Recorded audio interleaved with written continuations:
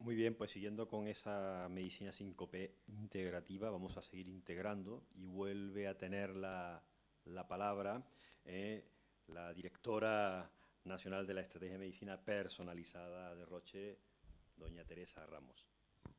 Muchas gracias. Pues hola de nuevo. Ahora vengo a compartir con vosotros algún detalle más del porqué de esa colaboración público-privada, ¿no? Desde la perspectiva de Roche. Y señalo, bueno, en azul esa colaboración tan importante, ¿no? Para salvar todas esas, para abordar todos esos retos, ¿no? De los que vamos a hablar ahora.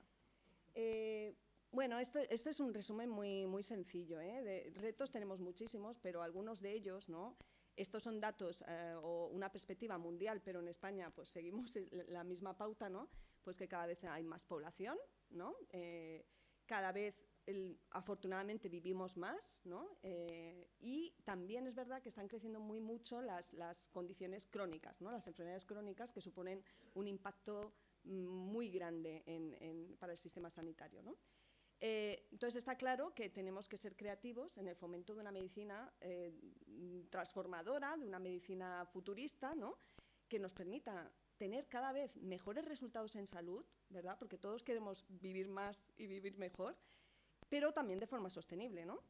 Entonces, bueno, esta diapositiva está muy llena, tampoco pretendía aquí hacer un análisis exhaustivo, pero sí que es verdad que nos tenemos que inspirar en las grandes palancas que impulsarán la salud del futuro, ¿no? Y esas grandes palancas muchas veces están actualmente fuera del ámbito de la salud, ¿no? Pues, por ejemplo, aquí vemos pues, que en 48 meses se multiplica el número de móviles de los que disponemos los ciudadanos. Eso es una interesante palanca que podemos activar, ¿no? También para favorecer esa salud que buscamos todos. O la secuenciación genómica, ¿no? Y aquí miro a Enrique, que es, yo creo, una de las grandes cabezas visibles de que eso suceda. Pues lo que nos costó 1.000 millones de euros, bueno, de dólares, creo que es dólares, 1.000 millones de dólares, que es secuenciar el primer genoma humano, actualmente se hace por 100 euros. Eso es así, hemos dado un salto cuantitativo importantísimo, ¿no? Y tantas otros, y bueno, también los aspectos más sociales, ¿no? El factor humano. No voy a entrar en detalle de cada una de estas cosas, pero cómo nos comunicamos, ¿no? Ha cambiado nuestra manera de comunicarnos. Ahora estamos cada uno de nosotros intentando impulsar el do it yourself, ¿no? Yo me lo guiso, yo me lo como. Descentralización, la búsqueda del bienestar. Ya no queremos estar enfermos, no queremos curarnos, lo que queremos es evitar la enfermedad, ¿no? Todo eso hay que tenerlo en cuenta y también todo el impulso biotecnológico, ¿no? Que, bueno, aquí salen algunas de las dimensiones, ¿no? de esa evolución tecnológica, para realmente buscar esos caminos de mejora en el cuidado de la salud, ¿no? Y eso es lo que se resume aquí en estas 6 áreas de desarrollo, ¿no? Pues tenemos que trabajar juntos en esa compartición de datos, en ese data sharing. Tenemos que tener en cuenta y fomentar el empoderamiento del paciente, ¿no? Para esa búsqueda del bienestar, la interoperabilidad de esos datos. Cada vez hay más mirada a Europa, ¿verdad? Cada vez hay menos silos, menos líneas rojas, ¿no? Cada vez hay que compartir más fuera de nuestras fronteras, pues esa interoperabilidad es clave. También tenemos que tener en cuenta todos estos aspectos de comportamiento humano. También fomentar que como ahora hay tanta descentralización y realmente cada vez hay menos fronteras, el acceso a la innovación, el acceso a esa medicina del futuro de una forma equitativa. Y por último, pues los grandes avances científicos, ¿no? Pues esos grandes avances científicos que cada vez van más a curar la enfermedad, ¿no? No a tratar condiciones crónicas, sino a curar. Pues teniendo en cuenta todo eso, también tenemos que tener en cuenta que eso además está refrendado por diferentes informes económicos que reflejan, creo que hay una animación, sí, esto es España, aquí hay diferentes países en las diferentes columnas y en las filas vemos diferentes capítulos, ¿no? Dentro del gasto en sanidad, ¿no? Pues lo que vemos es que en el escenario 2030, en el año 2030, cuando nos comparamos ese escenario con 2018, pues realmente va a haber un desplazamiento de presupuestos, ¿no? Va a haber más presupuesto en el diagnóstico, de lo que estamos hablando hoy.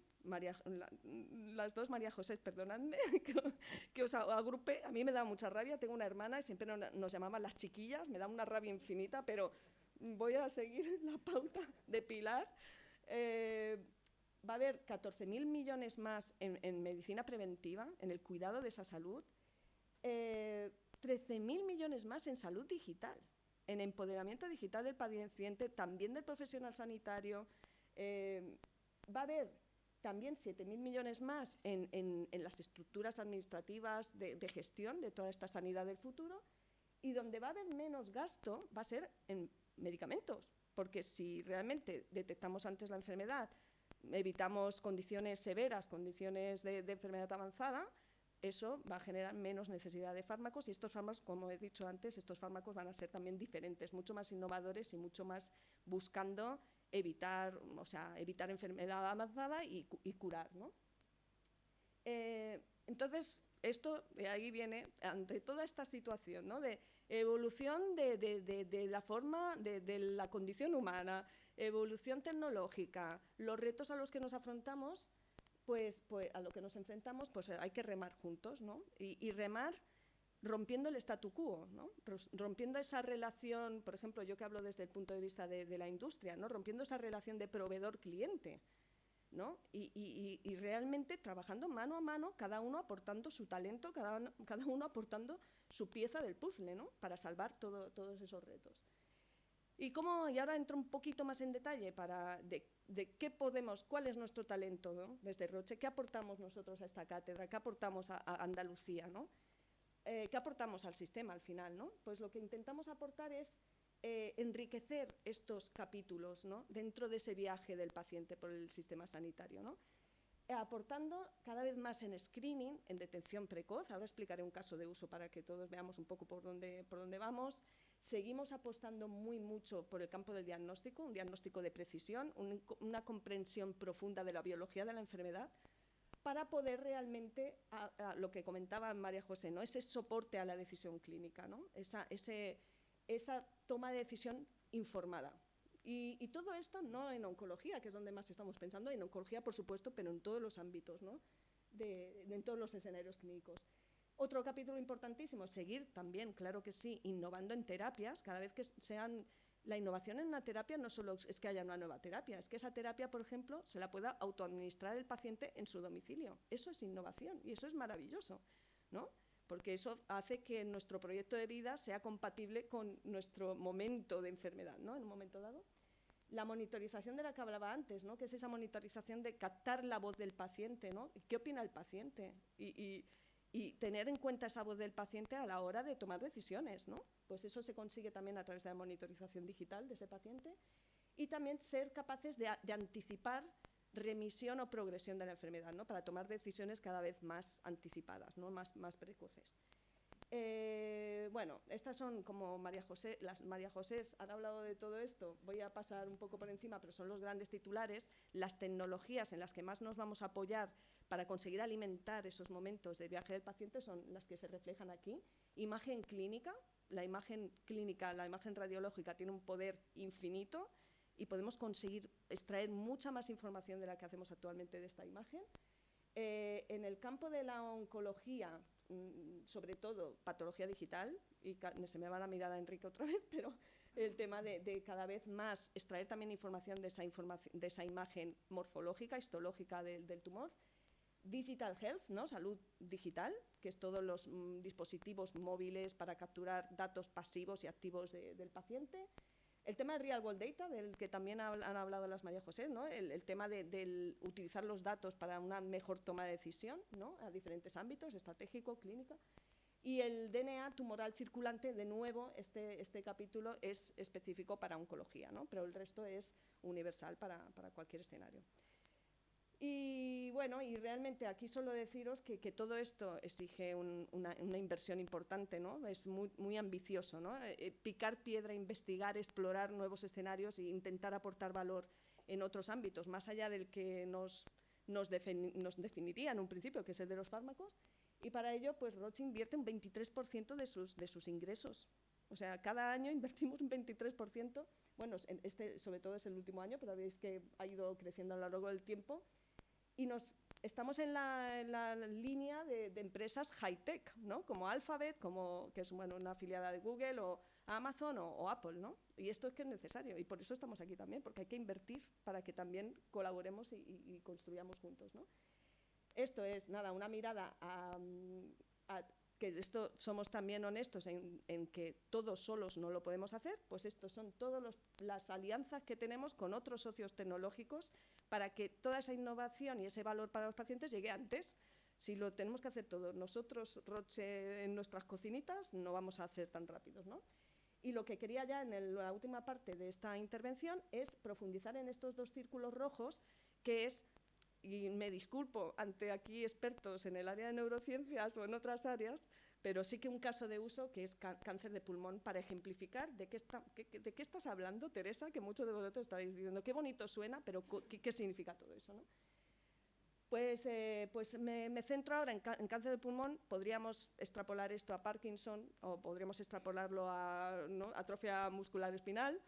La idea es que en el cáncer de pulmón supone un impacto muy grande para los pacientes y las familias, en el mundo y en España también. El 57% de esos pacientes, es una enfermedad bastante silenciosa, se detectan en estadios muy avanzados de la enfermedad, cuando la enfermedad, por supuesto, no es curable, cuando tiene un impacto muy importante, ¿no?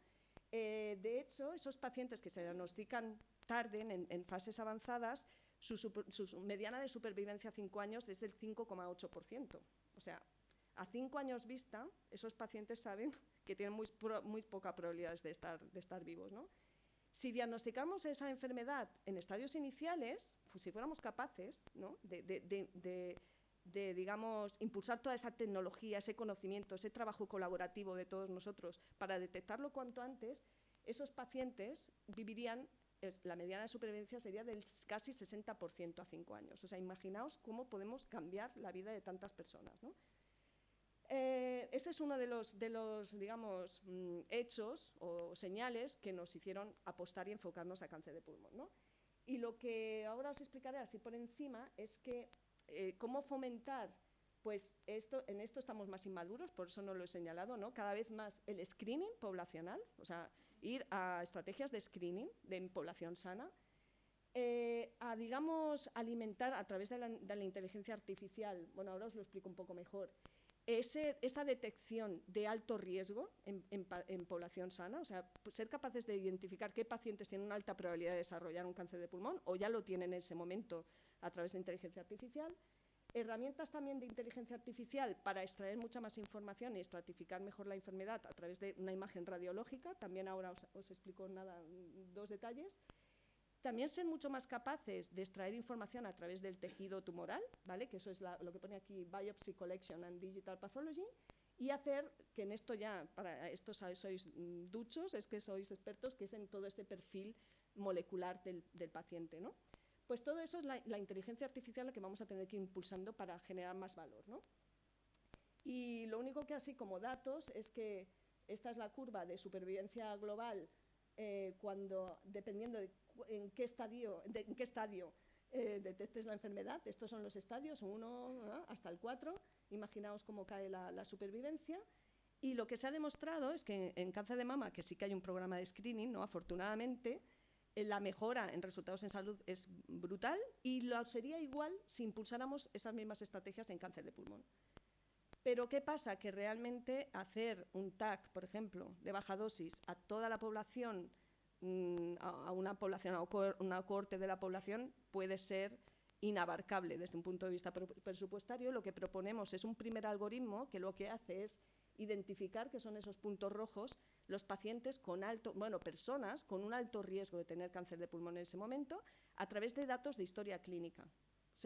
Esa información ya está, no hay que hacer nada adicional. Se corre un modelo matemático y detectamos a esos pacientes. Detectamos el alto riesgo, no es una herramienta diagnóstica. De manera que, no sé, ¿cuántos pacientes creéis que de los que alerta ese algoritmo, ese modelo matemático que corre sobre historia clínica, cuántos creéis que necesitamos correr el algoritmo para detectar un caso de cáncer de pulmón en este momento? Pues son 6. O sea, con 6 personas a las que se someta el algoritmo, siempre en una población ya enriquecida, en el sentido de que por edad, de 50 a 75 años, fumadora, tenemos ya un enriquecimiento previo, pero de esos, al correr ese algoritmo, de cada 6, 1 tendrá cáncer en ese momento, o sea, es realmente rico.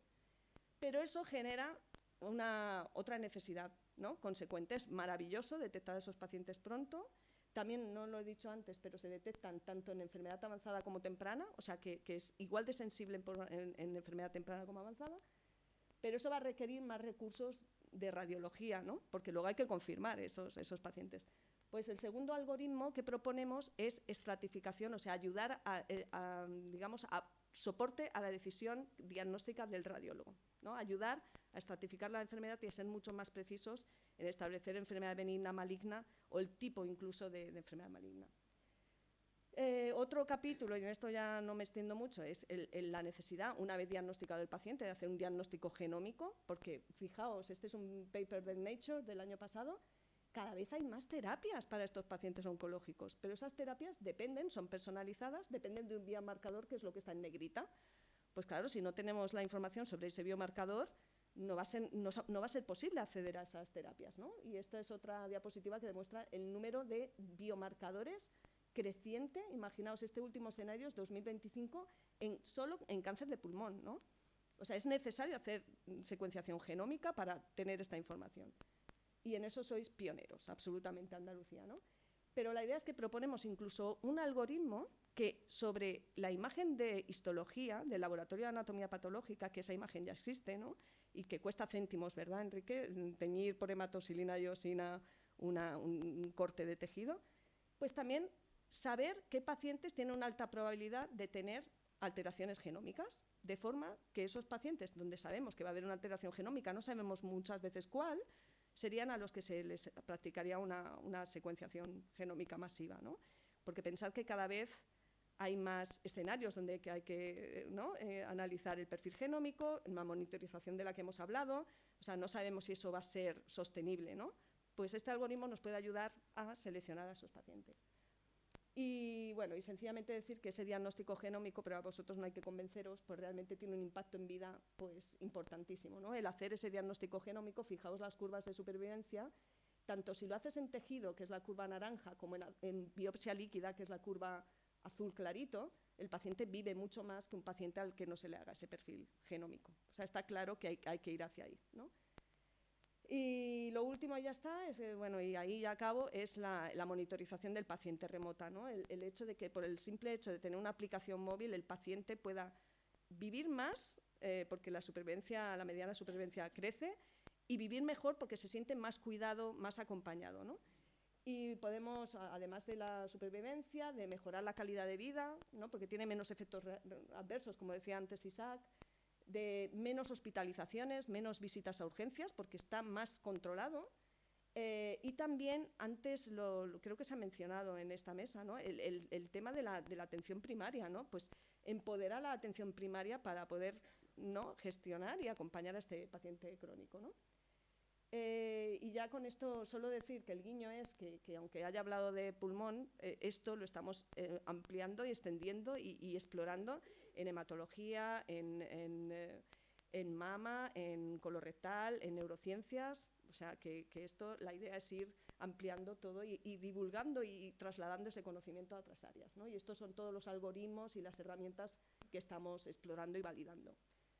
Y ya el último mensaje es que realmente lo que intentaba transmitir es que el esfuerzo, o sea, las perspectivas son maravillosas, ¿no? Tenemos 1000 cosas que hacer y que esto no es algo que pueda hacer ni muchísimo menos Roche. Roche está en el capítulo de explorar, de desarrollar, pero para validar, para implementar, para ver cómo cambia el proceso asistencial, para entender, para aprender, necesita a la academia, necesita a la estructura hospitalaria, es que necesitamos mano a mano trabajar todos juntos, porque si no esto no va a ser posible. Os he explicado algunos algoritmos que pueden ser muy prometedores, pero si no los validamos, los exploramos juntos, no van a poder llegar a los pacientes, ¿no? Y hay que correr, porque esos pacientes están ahí esperando.